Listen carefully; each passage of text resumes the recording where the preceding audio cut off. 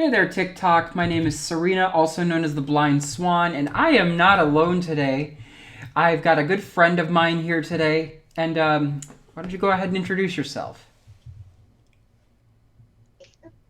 Hi, my name's Morri, and I do mostly activism on TikTok. This is going to be a change. It is. So, I started getting into Avatar talk recently, and actually, I don't know, I was in a Discord call earlier with Maury, and we were talking about it, and I said something about Prince Zuko. We were talking about names at first, and we got into Prince Zuko, and I'm like, yeah, he doesn't have a really interesting name. It's just like Danny Zuko from Greece. And so then there was this whole thing about Danny Zuko possibly being a firebender. Now, what we're saying here is not meant to be taken seriously, but this is just a funny rabbit hole that we ended up going down.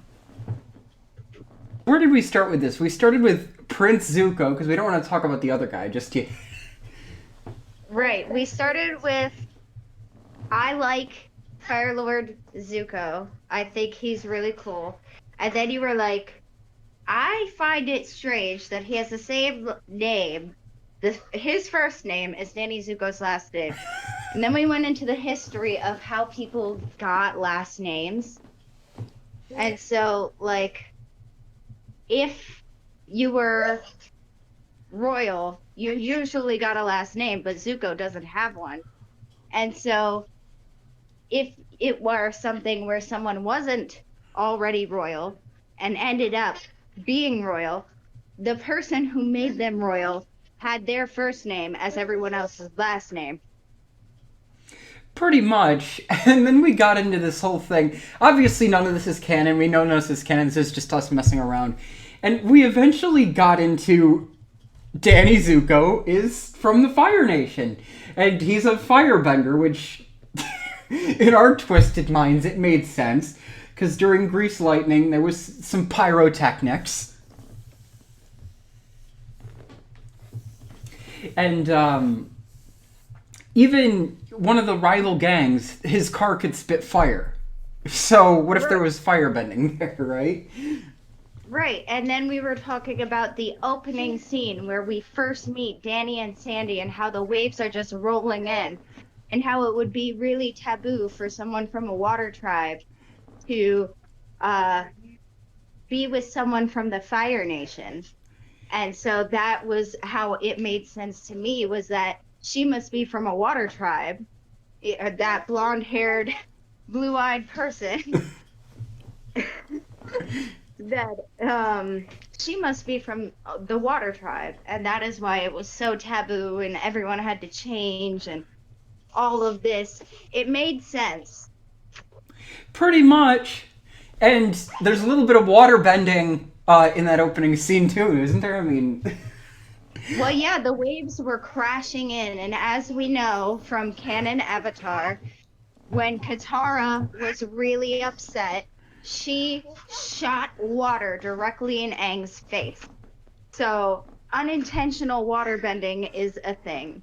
And so because they were so in love and so intensely emotional, I assume that is why the waves were crashing onto the beach that way. intentional water bending is also a thing. Because didn't you draw a parallel between the water bending and romance? I think that because like whenever there is a high emotional situation like with Sokka and the moon woman, oh my goodness, Yue. and Princess Yue, and all of the things like how she was being oppressed because the men of that particular tribe are who are in power, and she was very big on like bending when she could because she had to do it kind of in secret, and Sokka made her feel comfortable enough to waterbend in front of him. Yeah, and so that was a symbol of kind of romance. So we think that Sandy did the water bending in the beginning of the movie. Um, and since we know that the next avatar is Earth, right? We think Frenchie is the avatar because she tries to just be friends with everyone. She's got a little. She's in with like the other three elements. And if we take a look at Grease 2, which is a movie that most people don't like to take a look at, in Grease 2, there is friendship is kind of like only in the beginning and little spots here and there to guide Sandy's cousin. And Sandy's cousin is supposed to train the next avatar in this particular universe. In this bizarre scenario that we've come up with. Yes. Because she knows she's almost done. Frenchie is like, I'm about to move on with my life and go to wherever it is that Sandy and Danny went to at the end of the movie. Pretty much, maybe they retired to Ba Sing Se.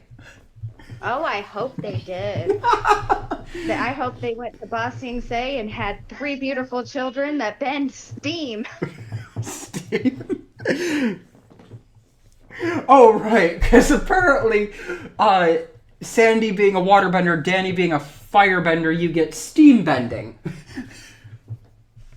Right. Which obviously is taboo because no one wants steam bent into their face. And even in the Grease universe, no one wanted steamy situations. All right. Right. I'm convinced. What were you saying? I'm also convinced that Danny could never be the Fire Lord, which is why we never see his parents, because he wants to put all that grease in his hair, and grease, as we all know, is flammable. Especially what he puts in his hair, yeah. Yeah. And if we look at all of the times where there's high intense emotion, be it excitement, being a rival gang making you so angry, there are fire in each of those things. Yeah, pretty much.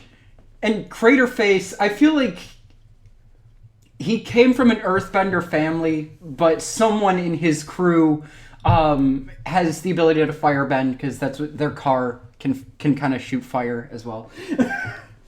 Right, and I feel like Craterface has a very unfortunate name. An unfortunate name that only an Earthbender would think is cool. Even though that's kind of a nickname, maybe it is his real name. I mean, he's credited in the movie as Craterface. That's literally his name in the end credits. So either that was his given name or that was the name that he chose. We don't know if he has a dead name, but that is the name he chose. Maybe he competes in the Earth Rumble tournaments just like what Toph did. Maybe he does. And maybe that's his ring name. That could be true. And as we were discussing, Danny Zuko is spelled the exact same name because there is a last name of Zuko, and it's spelled with two C's, which is where we initially made the connection. No, it's spelled with a K. You thought it was. Right. I thought it was spelled the Italian way, but in reality, it was not. It was spelled with a K. Pretty much. I think that was it. I don't think we delved too much into it. I don't know if you knew this, Morri, but Legend of Korra did have like quite the modern feel, actually, even to the point of having robots. I did not know that. They have giant mechanized robots. So if that's the case, then maybe somewhere, Greece could actually exist. Maybe these firebenders settled down in America and had Danny. Right, and in my mind, I thought like because during the time that Grease 1 is set in, there was this, I don't know if you know this, but during the 50s there was like a mass movement from Japan to America, just like because Japan had, Right. a high population, there weren't a lot of resources, so everybody was moving to America for resources. And since the Fire Nation is kind of based on Japan, Right. It makes a whole lot more sense. That and here's what I think. I think Danny's grandmother possibly could have been Fire Lord Zuko's daughter. And then she would have met another firebender, and they would have had a firebender child who then moved to America to kind of escape everything. And then maybe met like Italian, because the way he reads Italian to me, the way he reads Italian to me. So he could be Italian, Japanese, American. but said Italian would also be a firebender. Right. Like that makes sense. Yeah. So there would be just two different versions of the Fire Nation. And Or they just would multiple Fire Nations. I mean, right.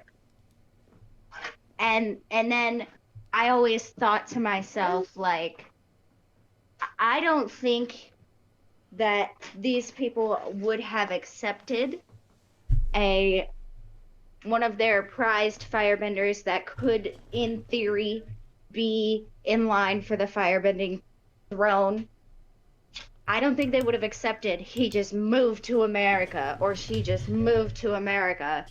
I think they would have immediately cut contact. yeah, pretty much. I agree with you there.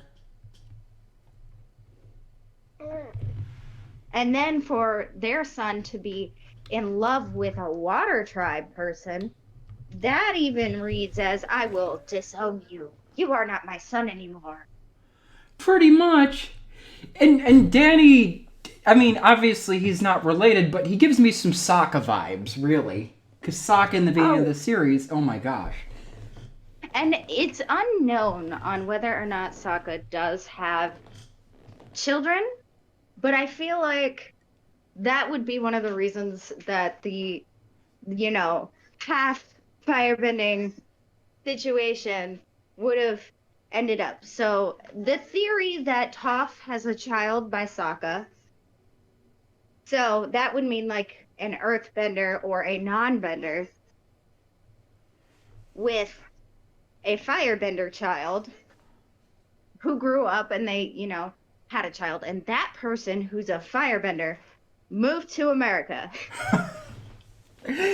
I'm sorry, but none of this is meant to be taken seriously. We're just No, it is not. But we're going to make the strings happen. The strings we're are going to connect the dots. exactly.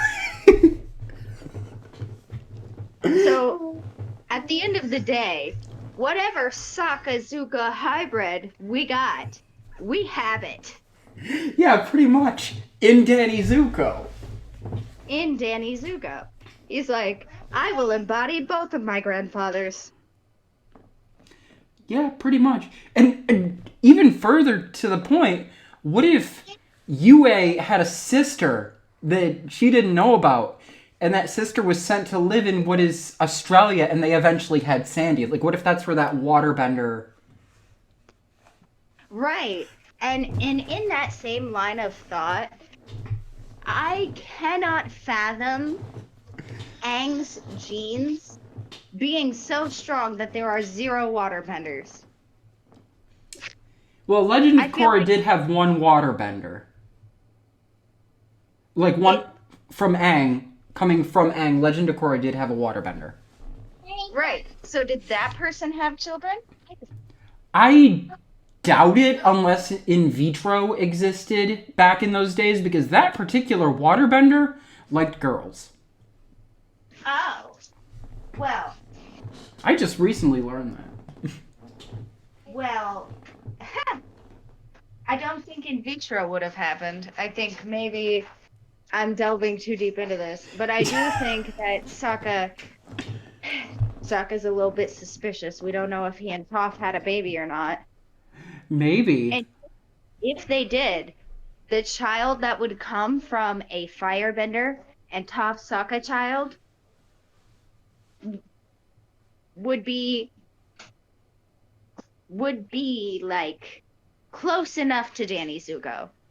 And the mannerisms, because we'll cut the bad parts out, but I'm moving forward. We only ever hear Uncle Iroh sing, right? And Zuko's got a set of lungs on him, going with that 13 generations thing. Pretty much. Uncle Iroh is like, they're the singers. This is why we never see any parents, because no one approves of this relationship, not even their friends. Right. Although, being a musical, why do they break out into song in the first place if we're actually playing this into the universe? You know, I feel like they must have some sort of like maybe a magical curse. Maybe a magical curse, because if we're dealing with ATLA, it all started with a magical situation with a turtle. They pissed off a spirit. I'm sure they pissed off a spirit. What? I'm pretty sure Yeah, someone in America pissed off a spirit, and now they have to break out into song every so often.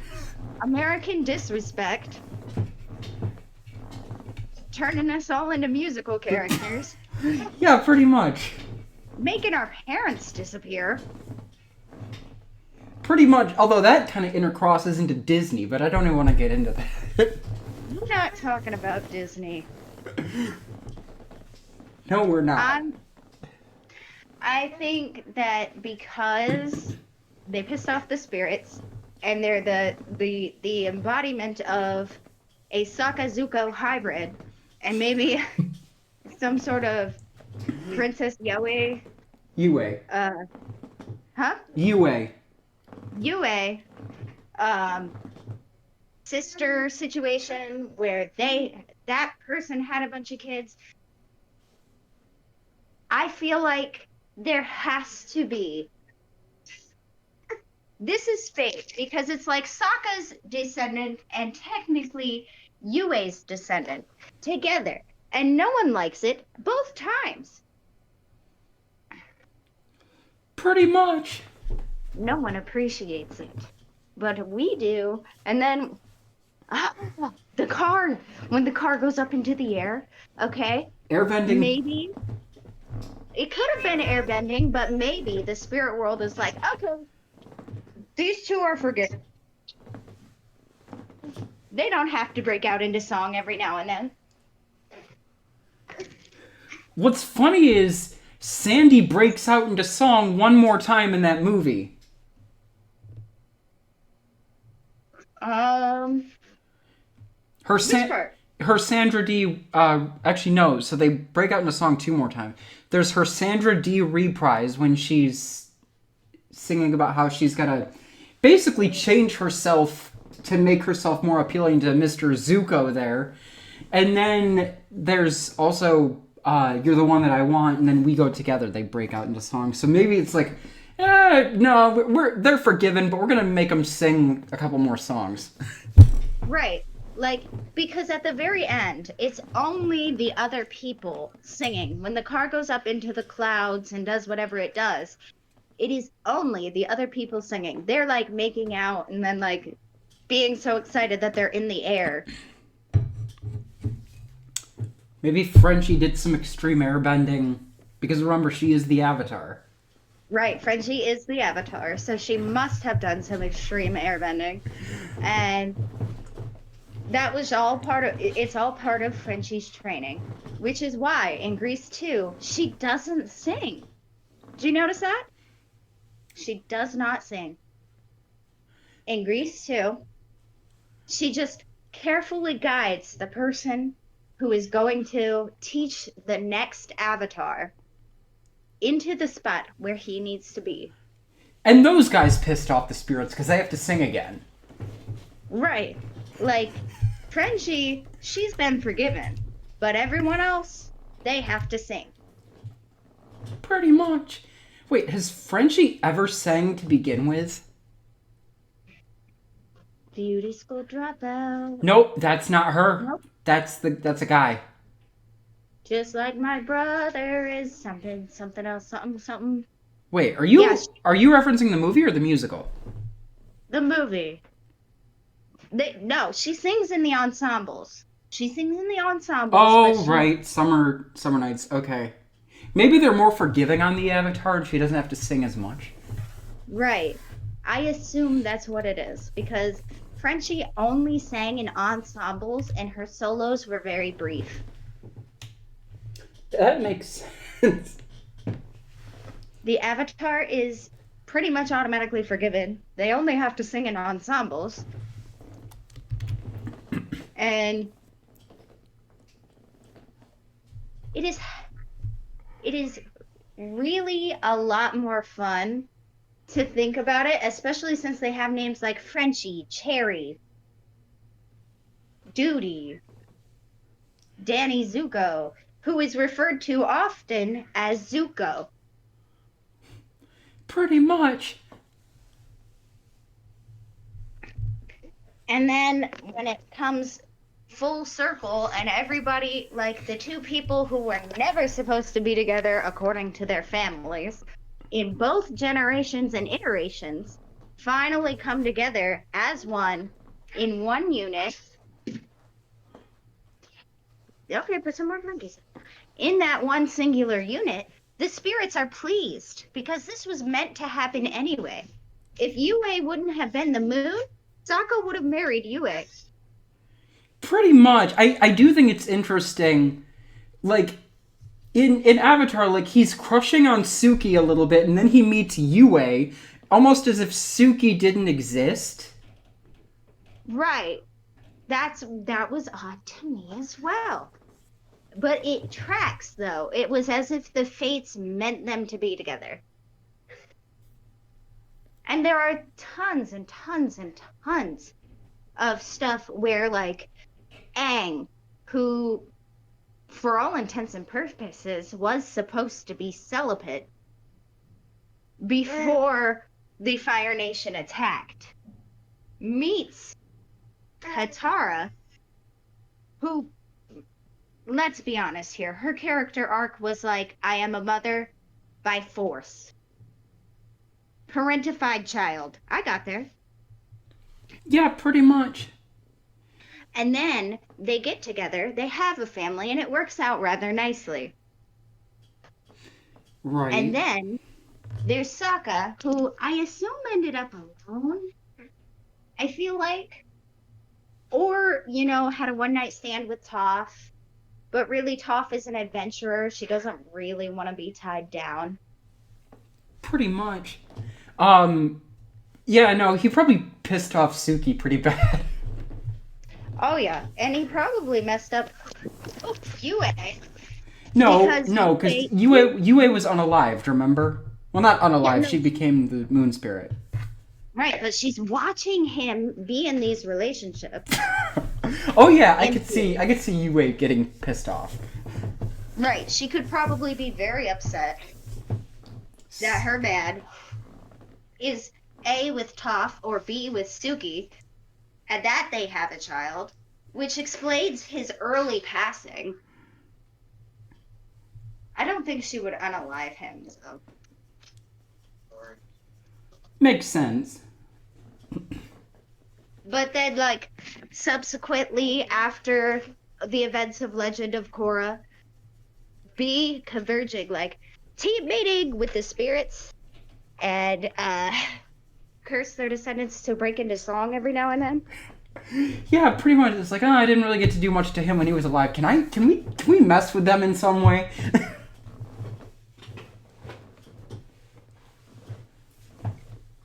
And then, like, it would be so sweet if Yue was like, okay, we'll put our souls into these two itty bitty babies, because as we always have known, Yue had a problem with her soul situation. That's why she had to become the moon. Did you hear about the theory about that, right? You heard about that, right? I didn't hear the full theory. I was just kind of having, like, somebody playing in the background. The theory goes that apparently Aang. So if Aang had actually not gone away, the Right. theory is that Yue would have become the next Avatar. Oh yeah. But because Rava couldn't enter her because Aang was still out there, um, she ended up being stillborn, and so the Moon Spirit took Rava's place. Right. And then eventually you have to give the moon spirit back. You can't just keep it. Pretty much. Which is Although she probably could have if freaking Commander Zhao didn't mess up and not mess up. He knew what he was doing. well, yeah, but he took. Let's be honest. That Sokka's one that got away. Could have been Sumi. Wasn't. Was Yue. Right. And like she didn't even get away. She had an obligation to become the moon. How do you get over that? Pretty much.